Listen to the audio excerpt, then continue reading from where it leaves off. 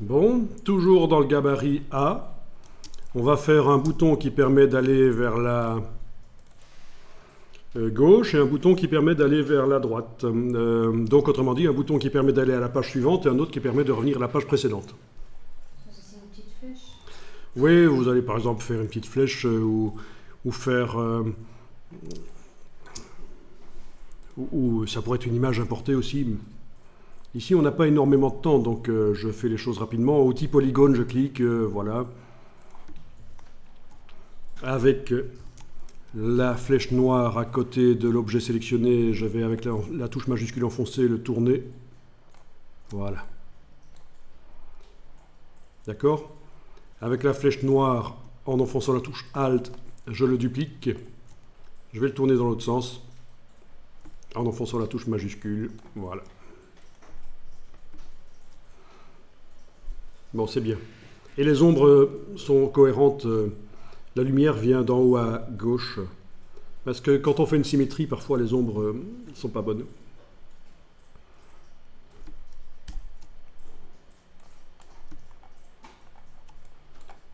Donc, ce qu'il faut bien comprendre ici, c'est qu'on est en train d'apprendre le fonctionnement.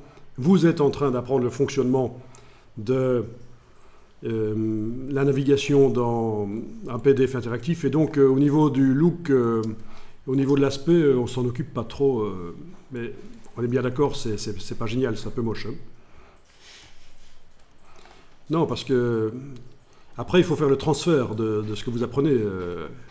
Il faut arriver à transférer.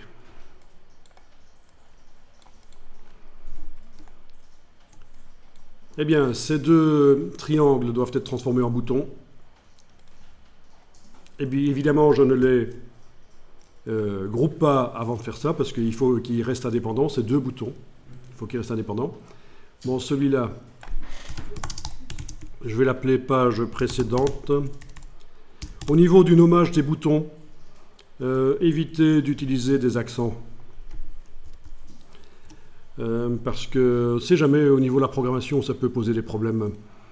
Les accents, si un jour vous faites d'ailleurs un export HTML de ce document, voilà, il vaut mieux éviter les accents, il vaut mieux éviter normalement aussi les espaces, mettre des tirets.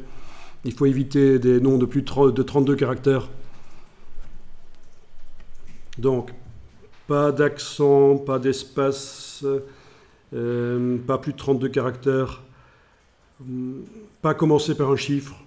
Donc ça, c'est les règles pour arriver à faire des hyperliens qui marchent partout, dans tous les environnements. Ici, c'est pas très grave, vous nommez comme vous voulez.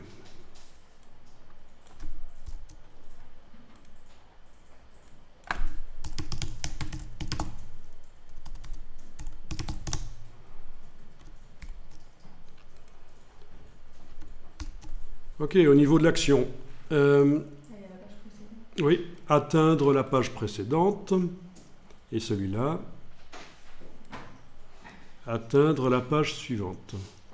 Ah oui, on aurait pu utiliser atteindre la première page pour arriver à la page 1.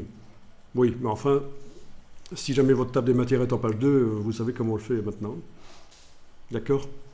Atteindre la première page tout à l'heure est une fonction qui aurait pu être utilisée pour la petite maison, de retour à la table des matières, mais bon, voilà. Donc atteindre la page suivante pour celui-là. Ok. Voilà, voilà. J'enregistre, j'exporte pour tester.